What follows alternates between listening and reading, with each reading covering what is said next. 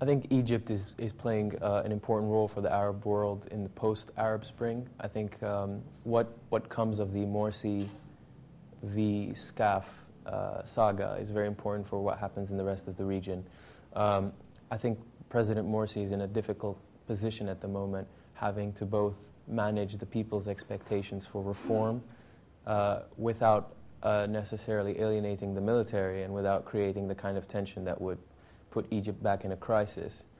I think the major issue at the moment in Egypt is the constitution and Parliament's role, the president's role, defining these the separation of powers, defining which political actor will play what role in the post-Mubarak Egypt.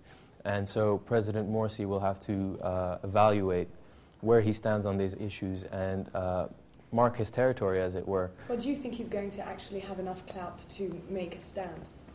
Well, this is the complexity of the situation right now.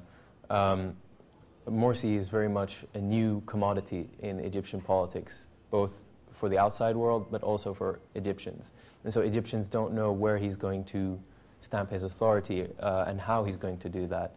I think he's already started to show that with the decision to reinstate Parliament and ask Parliament to reconvene. I think he's trying to show that he would like things to go a certain way, but the Supreme Court, the Constitutional Court, has overruled his decision. And so what we're seeing here are very standard things in a political transition when a country goes from an authoritarian government to a democratic government.